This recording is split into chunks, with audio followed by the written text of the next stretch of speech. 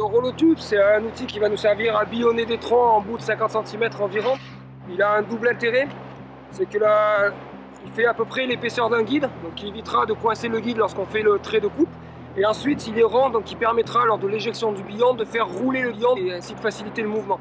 Il est monté sur un enrouleur avec une ficelle, un petit mousqueton, ce qui fait qu'on peut le verrouiller sur différents endroits dans le harnais. Là, on va vous faire voir deux méthodes.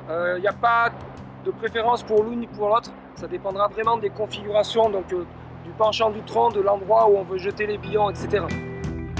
Donc on va simuler une première fois pour bien voir le positionnement du rolotube avec la tronçonneuse. Donc j'ai sorti toute la ficelle disponible, je laisse pendre mon rolotube sur le harnais et je vais positionner ma tronçonneuse. Donc là il y a deux méthodes pour positionner la tronçonneuse. Soit moteur en haut, voilà, donc c'est plus facile de rentrer la tronçonneuse dans le bois, on a une meilleure prise en main. L'autre méthode, c'est moteur en bas. Donc plus difficile de rentrer la tronçonneuse, par contre ça présente l'avantage d'avoir toute l'épaisseur du moteur entre le trait de coupe et son système de sécurité, sa longe et son rappel. Donc on va faire une première simulation, donc je rentre ma tronçonneuse, je coupe. Quand le guide a dépassé la moitié du diamètre du billon, je prends le rolotube et je vais l'insérer dans l'entaille, en trait de scie parallèle, voilà, à mon billon. On le décale un petit peu après la moitié du billon. De cette manière, quand je vais continuer à couper, le poids naturel du billon va faire qu'il va basculer sur l'arrière et dégager le guide. Donc là, je continuerai à couper. Avant de sortir le guide, je mets le frein de chaîne, je range ma tronçonneuse, voilà.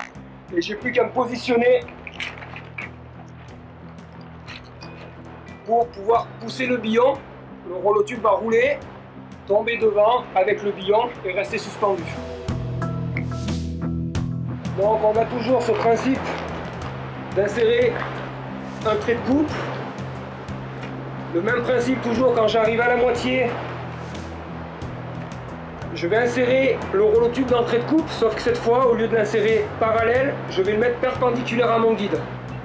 Donc la technique, c'est j'enfile le rolotube dans l'entaille, dans le trait de scie, je viens en buter contre le guide et je retire un petit peu, de manière à laisser un jour entre le rolotube et le guide pour pas couper. Je continue à couper. Quand j'arrive près de la sortie, je continue à insérer mon rolotube, toujours avec le même principe. Je viens en buter sur le guide et je retire un petit peu mon rolotube. Quand j'arrive à la fin de la coupe, c'est une des grosses différences avec la première méthode. Là, je vais mettre mon frein de chaîne, je vais tirer un peu la tronçonneuse et là, je peux pousser le billon sans avoir à sortir la tronçonneuse et la raccrocher au harnais. Dans la première méthode, on voit qu'on sort la tronçonneuse et on la réaccroche au harnais. C'est un mouvement au niveau ergonomique qui n'est pas très agréable. Donc voilà, chaque méthode en tout cas est intéressante. C'est bien de savoir faire les deux pour pouvoir s'adapter aux différentes situations.